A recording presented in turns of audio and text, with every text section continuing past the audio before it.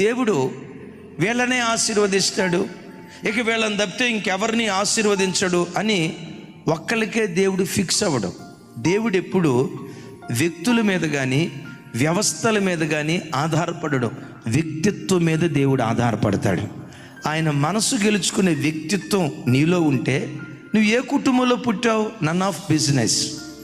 నీ కులం ఏంటి, నీ ప్రాంతం ఏంటి, నీ సామాజిక నేపథ్యం ఏంటి, నీ తల్లిదండ్రుల బ్యాక్గ్రౌండ్ ఏంటి, నీ పూర్వపు చరిత్ర ఏంటి, నీ పితరుల చరిత్ర గురించి దేవుడు ఆలోచించడు.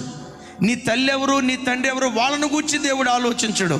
దేవునికి, నీకు దేవునికి సంబంధం. నీ మనసు దేవుని మనసు గెలుచుకునేటట్లుగా ఉంటే పెంట కుప్పల మీద పడిపోయిన వాడిని కూడా ఆకాశమంత ఎత్తుకు లేవనెత్తటానికి దేవుడు శక్తి కలిగినటువంటి వాడు. నేనంట యెఫ్తాను న్యాయాధిపతిగా దేవుడు నిలవబెట్టడానికి యెఫ్తా బ్యాక్గ్రౌండ్ ఏంటి చెప్పండి. యెఫ్తా మీ అమ్మ పేరేంటో చెప్పయ్యా. తలదించుకుంటాడు. రాహాబు నీ వృత్తి ఏంటో చెప్పమ్మా. తలదించుకుంటుంది. రూతా నీ ఫ్యామిలీ బ్యాక్గ్రౌండ్ ఏంటో ఒకసారి చెప్పమ్మా. నీ తండ్రి ఎవరు, మీ మూల పితరుడు ఎవరు, ఆ పేరెత్తితే చాలు రూతమ్మ తలదించుకుంటుంది. నేనంట నీ పూర్వపు చరిత్రతో దేవునికి సంబంధం లేదు. నీ తండ్రి మంచోడా చెడ్డోడా, నీ తల్లి మంచిదా భ్రష్టురాలా, నీ తల్లిదండ్రులతో దేవునికి సంబంధం లేదు. దేవుని మనసంతా, దేవుని సంబంధం అంతా నిన్ను బట్టి ఆధారపడి ఉంటుంది. నీ వ్యక్తిత్వం దేవుని మనసు గెలుచుకునేటట్లుగా ఉంటే, నువ్వు పల్లెటూరులో పుట్టావా, తాగుబోతోడు కడుపును పుట్టావా, తిరుగుబోతోడు కడుపును పుట్టావా, భయంకరమైన పాపపు కార్యక్రమాలు చేసిన వాని కడుపును పుట్టావా, దేవుడు పట్టించుకోడు.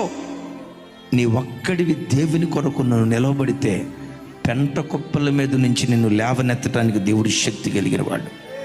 రాజుల చరిత్ర కానీ న్యాయాధిపతుల చరిత్ర కానీ మనం బైబిల్ అంతా వెతికితే ఈ గోత్రాన్ని మాత్రమే దేవుడు కోరుకొని ఈ గోత్రీకులనే న్యాయాధిపతులుగా, ఈ గోత్రీకులనే రాజులుగా దేవుడు నిలవబెట్టాడు అని చెప్పుకోవటానికి వీల్లేదు.